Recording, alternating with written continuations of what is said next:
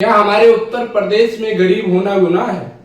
क्या हमारे उत्तर प्रदेश में एक गरीब को न्याय नहीं मिल रहा है, दर दर की ठोकरें खा रहा है? क्या ये गुनाह है? क्या एक गरीब को मार के फेंक दिया जाता है और इंसाफ की दर दर की ठोकरें खाता है, इंसाफ का भीख मांगता है, उसे इंसाफ नहीं मिलता? तो क्या ये गरीब का आवाज उठाना क्या ये गुनाह है? अगर एक गरीब का आवाज उठाना गुनाह है तो वो गुनाह मैं बार बार करना चाहूंगा। अगर एक गरीब को मार के फेंक दिया जाता है और कानून से ना इंसाफ मिलता है, ना नेताओं से इंसाफ मिलता है, ना डबल इंजन की सरकार के उत्तर प्रदेश के मुख्यमंत्री जी के नेतृत्व में कानून का व्यवस्था उल्लंघन हो रहा है और नहीं मिल रहा है इंसाफ, तो क्या वो आवाज उठाना क्या गलत है? जब भी किसी भी प्रकार की कोई गरीब के साथ अत्याचार होता है, अत्याचार के साथ साथ में उनके साथ में भेदभाव होता है और मैं आवाज उठाता हूं, तो क्या वो आवाज उठाना गुनाह है? क्या मैं अखिलेश यादव जी से सवाल पूछूं? क्या मैं राहुल गांधी जी से सवाल पूछूं? क्या मैं विपक्ष पार्टी से सवाल पूछूं? भाई सत्ता में जो रहेगा सवाल तो उनसे ही पूछेंगे। अब कुछ लोग को मिर्ची ये भी लगता है कि विनोद भैया हमेशा क्यों बीजेपी को लेकर सवाल पूछते रहते हैं। तो भैया उत्तर प्रदेश के मुख्यमंत्री जी से पूछ लीजिए ना, जब वो सरकार में बैठे हुए थे, जब वो शपथ ग्रहण लिए थे पहली बार मुख्यमंत्री का उत्तर प्रदेश में, तो उन्होंने बहुत बड़ी बड़ी दावा ठोका था। जीरो टॉलरेंस की बात करते थे, महिला सशक्तिकरण की बात करते थे, अपराध मिटाने का बात करते थे। हम तो विकास का बाढ़ ले आएंगे, गड्ढा मुक्त कर देंगे, अपराध मुक्त कर देंगे, गरीबी मुक्त कर देंगे। लेकिन गरीब मुक्त हो रहे हैं, ना कि गरीबी मुक्त हो रहा है। गड्ढा मुक्त नहीं हो रहा है, गरीब मुक्त हो जा रहे हैं। शिक्षा मुक्त नहीं हो रहा है, नौकरियां मुक्त हो जा रहे हैं। दवाइयां मुक्त नहीं हो रहा है, भ्रष्टाचार मुक्त हो जा रहे हैं। ये सब चीजों को लेकर तमाम प्रक्रिया है लोग। लेकिन समस्या यह है कि आज जो दर्द भरी कहानी बताने का प्रयास कर रहे हैं, ये कोई कहानी नहीं है काल्पनिक, ये किसी के साथ घटना हुआ और उस घटना का राज मैं खोल रहा हूं। क्योंकि मैं जब एक पिता का दर्द की कहानी सवाल पूछने का प्रयास किया तो हमारे भी आंखों में आंसू, एक पिता के भी आंखों में आंसू, और उस पिता के आरी बगल जितने भी लोग थे उनके भी आंखों में आंसू।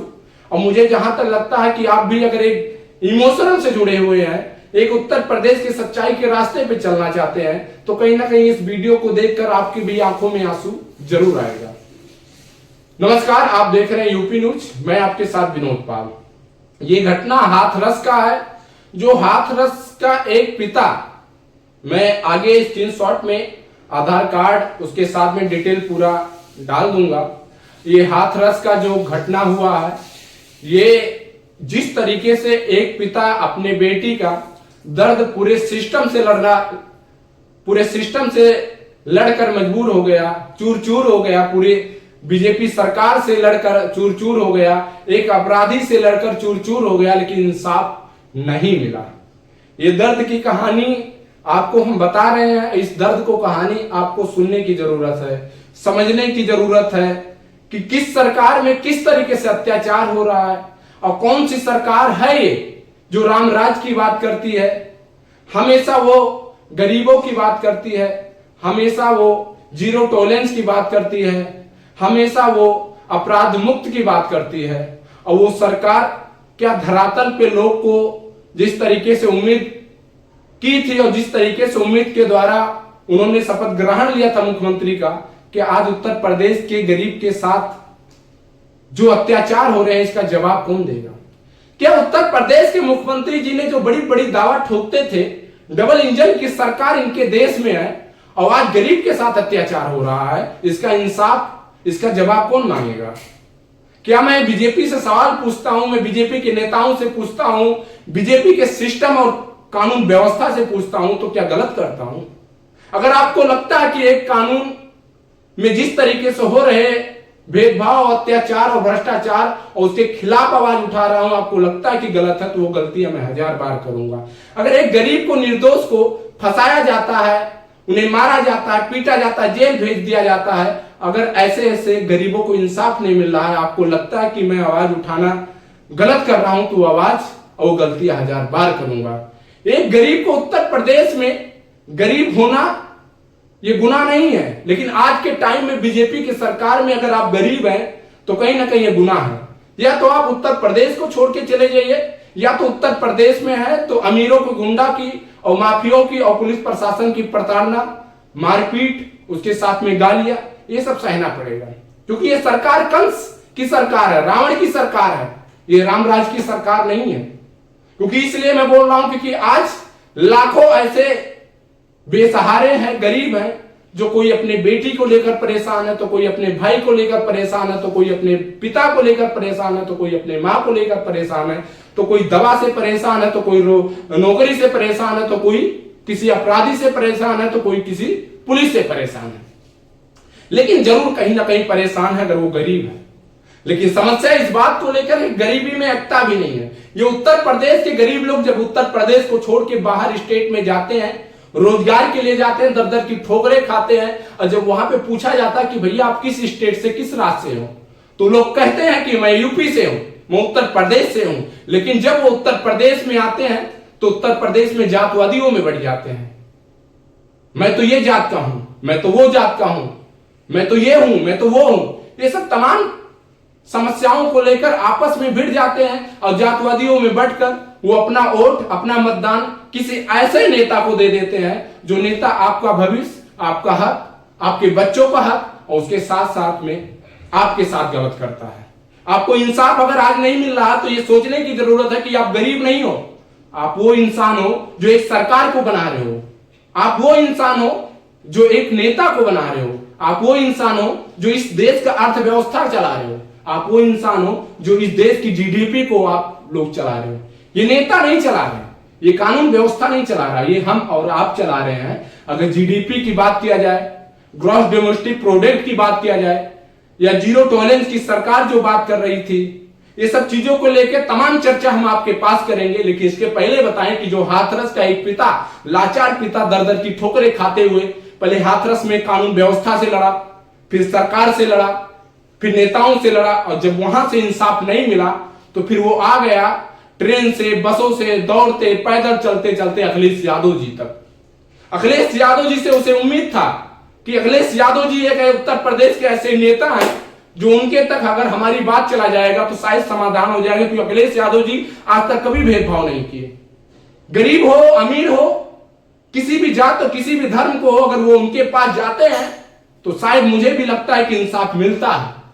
लेकिन उत्तर प्रदेश के मुख्यमंत्री जी के पास जाने के लिए आपको इसके पहले कम से कम 1 से 1.5 महीना तक दर दर की ठोकरें खाना पड़ेगा, और मिल भी नहीं पाएंगे। क्योंकि उत्तर प्रदेश के मुख्यमंत्री जी गरीबों से मिलते कहां, उनके पास टाइम गरीबों के लिए कहां है।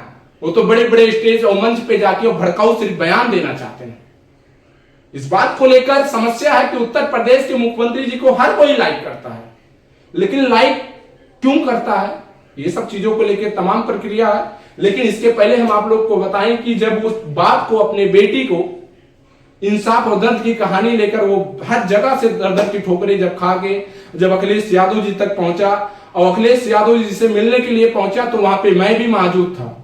तो जब दर्द की कहानी और आंखों में आंसू और वो फटे कपड़े देखकर, तो मुझे भी मेरे मन में एक सवाल आया। तो मैंने पूछा, अंकल जी क्या समस्या है, क्यों इस धूप में आप बैठे हुए हैं, आप फटे कपड़े हैं और हाथ में कुछ डॉक्यूमेंट है, क्या उम्मीद है, क्यों यहाँ पे आए हुए हैं, कहाँ के रहने वाले हैं।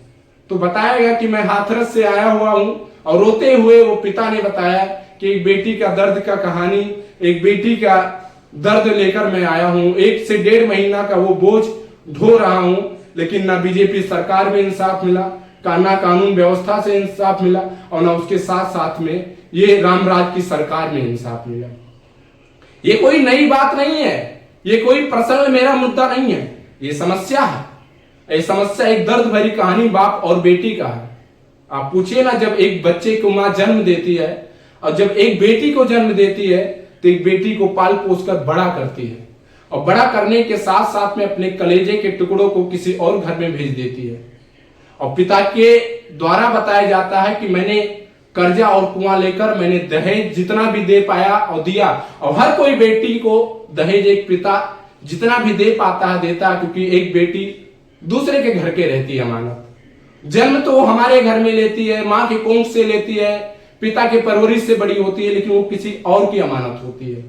तो एक बेटा, एक भाई, एक माँ कभी नहीं चाहेगी कि मेरी बेटी परेशान रहे या मेरी बेटी को किसी भी प्रकार का कोई समस्या रहे। जितना भी हो पाता वो शादी में देते हैं, लेकिन हमारा शादी किया, एक बाप को जो भी हो पाया वो मुझे दिया। और आज बाप को मैं किस मुंह लगा के बोलूं कि हमारे घर वाले 1 लाख रुपए का मांग और कर रहे हैं। वो जब भी टॉर्चर की गई, जब उसके साथ में टॉर्चर किया गया, तब तक वो अपनी इज्जत बचाने के लिए, अपने घर की मान मर्यादा को बचाने के लिए कि घर वाले हमारे घर के माँ बाप टेंशन में ना आए, वो हर बात को, हर तकलीफ को, हर दर्द को सह के हटा देती थी। लेकिन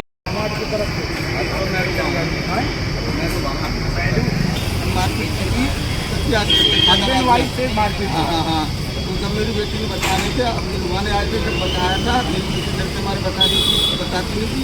अभी जाने के लिए मना करे थे, कुछ लोगों ने कहना नहीं करके भेज दिया। 20 तारीख को लेकर 20 तारीख को खत्म कर दिया। तो 1 लाख रुपये की मांग करते हैं। 1 लाख रुपया और भी मांग होगा। क्यों 1 लाख रुपया मांग करते थे? दहेज के नाम से?